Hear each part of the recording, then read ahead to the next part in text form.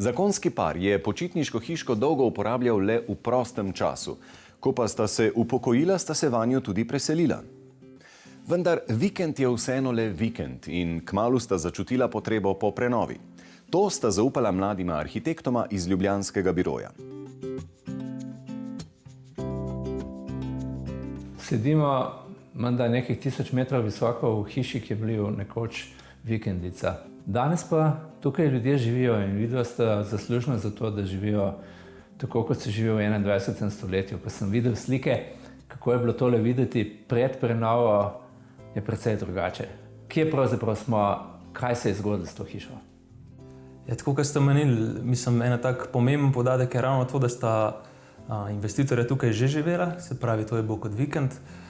To sta tudi v bistvu zelo dobro poznala, kar pomeni, da sta tudi poznala neka izhodišča ali pa želje, v kaj si ta projekt želita pripeljati. In v bistvu skozi čas tega projekta smo potem mi to razvili na ta način, da smo ga pripravili v čim bolj nek tak sodoben objekt, ki ima pač odgovarja na nek ta nov način bivanja v tej hiši.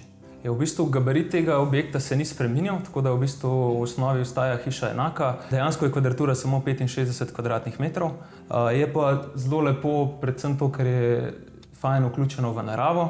Se pravi, tudi parcela sama je precej velika, tako da imamo veliko nekega zunanjega prostora. In to je nekaj, kar so si v bistvu tudi mi in pa tudi investitorji želeli izkoristiti. Se pravi, da sem nekako omogočil ta premik iz recimo mestnega življenja v neko bivanje v naravi. Glavna stvar je pa to panoramsko okno, ki smo ga oblikovali. In v bistvu, da zdaj teh 65 kvadratov ne gledamo samo kot površina, kjer ti znotraj tega bivaš, ampak v bistvu se hiša glih ne zaključi tam, ko se zid zaključi. Čeprav so osnovne zunanje mere ostale enake, se hiša po prenovi ponaša z osveženo fasado, saj so jo slekli do golega zidu. Vgradili so novo toplotno izolacijo, nov sistem talnega ogrevanja, ki ga napaja sončna elektrarna in energetsko učinkovit kamin.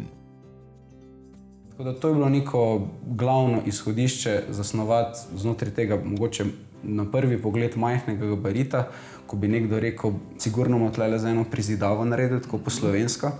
Pa smo rekli, mogoče pa tudi ni treba, lahko pa raje tisti kak evro več, ko bi ga dali v mogoče dodatno kvadraturo, pa kak zidak, raje uporabno na kakem lepšem detajlu, pa ustvarimo en prostor, ko bo bolj kvaliteten mogoče za bivanje, pa smo raje na tak način se odločili, da to premislimo. Drobne spremembe na fasadi, kot sta zunanji aluminijasti na pol odprti okenski okvir in poudarjeni temni okvir panoramskega okna v pritličju, skupaj s teraso in pol odprtim nadstreškom za avto, nedvomno pričajo o sveži prenovi. Njena kompozicija fasade se je majčkeno spremenila. To zgornjo okno se je majčkeno pomaknilo v desno, majčkeno se je spustilo.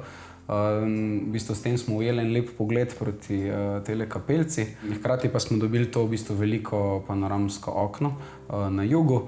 Tako da v bistvu navzven ima hiša malo bolj zadržano podobo v neki taki temnejši rjavkastem tonu obdelave kovine in stavbnega pohištva.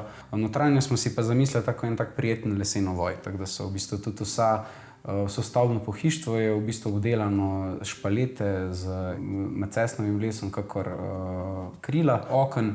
Notranjost je pa izvedena v neki kombinaciji seveda tega lesa, belih tonov servisnih površin pa z parimi barvnimi poudarki, kot je kamin, kot neko središče, ognjišče hiše. Mogoče en tak moment je tudi v kopalnici, ravno tega spet imamo ena zelo taka nevtralna tla, ki so bila narejena iz teraco tlaka, se pravi res zadržana, pa potem v bistvu stena, ki pa je eni taki opečnati barvi. Se pravi sta res kamin in mogoče kopalnica sta ena dva taka momenta, ker se zgodi tudi neka razlika v barvi in materialu. Znotraj tega majhnega prostora smo uspeli tudi umestiti pralni stroj, vse v bistvu potrebne funkcionalne enote, res to majhno kopalnico, tudi v bistvu z zasnovo precej svetlo.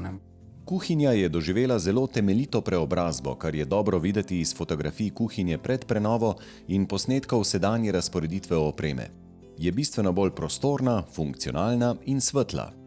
V bistvu zasnova tle je bila pa bolj ideja ta, da bomo probali kuhinjo v bistvu sestaviti kot en funkcionalni delovni del, ki so v obliki teh lesenih pultov, pa en tak skrit servisni del, ki je zdaj v bistvu izgleda kot ena stena z 4 črnimi vertikalami, ki služijo kot ročaj za hladilnik in zmrzovalnik. Kako dobro so izkoristili skromno razpoložljiv prostor, priča tudi povečani kuhinjski pult, ki se razširi v okensko odprtino. Kuhinjo in jedilnico so pred prenovo ogrevali s klasično kovinsko pečjo, ki jo je potem zamenjal kotni vgradni kamin. Pač ta Gašperček je bil fajn, ne? Njegova pozicija je bila tako tudi malo na rob te kuhinje pa dnevne sobce in v bistvu hkrati je imel neko ambientalno funkcijo in tudi v bistvu malo ogrevanje. Tako da smo si želeli, da ohranimo ognjišče na tem mestu, pride do izraza, ker je s to kotno odprtino ga vidimo tako iz jedilnice kuhinje kot iz dnevnega prostora. Ob vstopu v hišo v veži opazimo stopnice, ki vodijo v gornje nadstropje, vendar to niso samo stopnice. Te stopnice so predvsem njihovo dejstvo, da so zelo strme, tako da smo se zdaj odločili, da jih bolj interpretiramo kot nek lesen volumen, ki je umeščen v ta v bistvu predprostor. Pod njim pa smo uspeli nekako še umestiti ena skrita vratca, mogoče za kakšne copate, čevlje ali pa hrambo enih stvari. Stopnice vodijo v gornjo etažo, v prostor namenjen počitku. Zgoraj je v bistvu izkoriščen en tak manjši predprostor za eno v bistvu vgradno omaro za dodatno shranjevanje. Levo od tega se nahaja spalnica. Tudi spalnica ni nekih razkošnih dimenzij, ampak še vedno v bistvu znotraj neke predlagane stenske obloge lesenih vertikal se skrivajo vgradne omare, v katerih je več kot dovolj prostora za hrambo. Na nasprotni strani te spalnice se pa nahaja dodatna soba, ki je zdaj kot nekakšna soba namenjena za vnukinjo. Tudi okolica hiše je premišljeno urejena. To je tudi novejšega datuma, ne? Tako je, v bistvu okolica hiše se je istočasno urejala. Se pravi, en glavni tak poudarek je ta terasa, ki se v bistvu odpira iz te panoramske zasteklitve in tudi objame hišo okoli vogala, tako da je to res nek podaljšek tega bivalnega prostora. Kot odgovorna arhitekta sta Aleš Žmavc in Matic Škarabot bedela nad izvedbo njunega načrta tudi med gradnjo. Zavedata se, kako pomembne so za njiju izkušnje, ki jih prinese sodelovanje z izvajalci. Če načrt ostane samo na papirju, pa ga mogoče kot sam ne znaš tudi obrazložiti ali pa nisi prisoten na gradbišču, sem pogosto, kad stvari mogoče ne zgodijo tako, kot si jih predstavljal ali pa tudi, kako si jih skupaj z naročnikom zamisleno. Tako da, ja, pot z Ljubljane je malo daljša sem v hribe, ampak se pol kar nekako splača na te koordinacije prideti.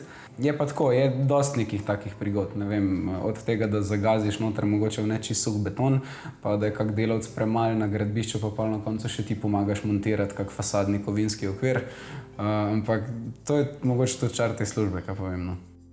Očarljiva družinska hiška sredi pohorskih gozdov je s celovito prenovo vstopila v 21. stoletje. Premišljene in zadržane poteze arhitektov pa so omogočile, da hiša ni izgubila podeželskega šarma.